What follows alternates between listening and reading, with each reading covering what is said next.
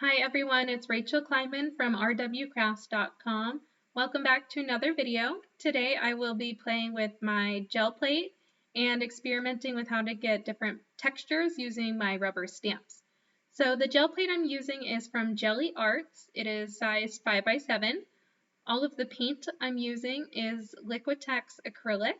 And all of the stamps I'm using are from Stamp Boutique Original, and they're all happen to be, except for one, happen to be from the January 2021 release. So I'll have all of these products linked in my description below so that you can shop for anything that you may like while you're watching. So like I said, I'm trying to figure out how to get more texture in my monoprints without using stencils. In the past, I really focused on only using stencils for the variety in my printing, and I have so many rubber stamps that it's time for me to get some different use out of them. So what I learned right away, and especially from this one here, is that the less paint, the better. So I ended up getting 3 lifts out of just that one roll of paint, the blue and the purple and the white.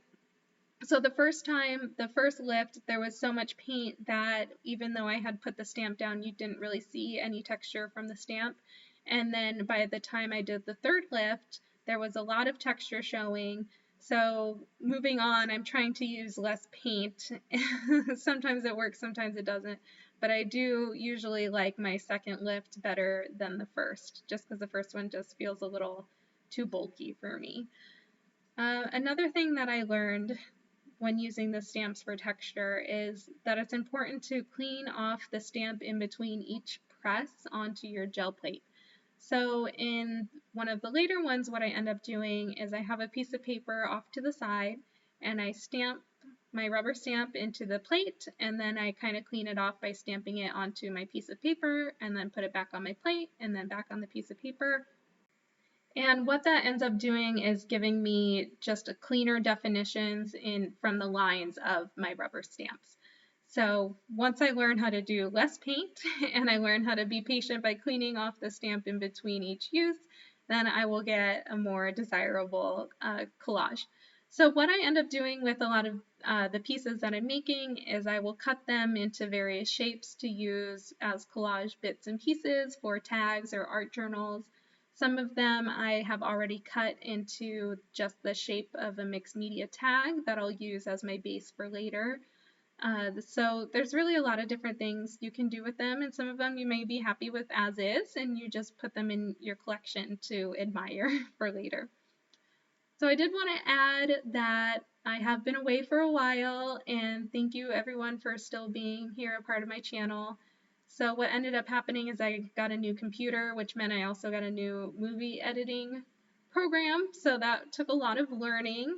And for now, I just have the basics, so at least I know how to edit and add videos and do a voiceover.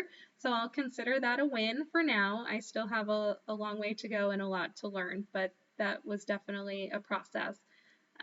Also, during that time, I reached 4,000 YouTube subscribers, which is really exciting. I never thought I'd be anywhere near that, so thank you again. And I want to hear from all of you what you want to see. Do you want to see more card making videos? Do you want to see more tips and tricks? Do you want to see experimenting things like what this is? Do you want to see art journals? Do you want to see mixed media? Do you want to see three-dimensional projects? Yeah, let me know if there's a particular medium that you're interested in that you would like to see. Then by all means, please give me a heads up in the comments and I'll see what I can do, because I'm really happy that you're all here and I like making these videos for everybody. So hopefully I can get back in the swing of things. This last one that you're seeing me create actually ends up being my favorite of the entire batch. This was just a cleanup plate. So I had some already dried acrylic paint from the previous lifts on there. And then I put a very thin layer of white acrylic paint, and you can see it looks like stone. So then when I lifted it up, it also lifted up the old paint that was there from before, and I just did a very simple honeycomb texture on there. I love it. So thank you so much for being here. I'm really happy to have you all back. Thank you. Bye.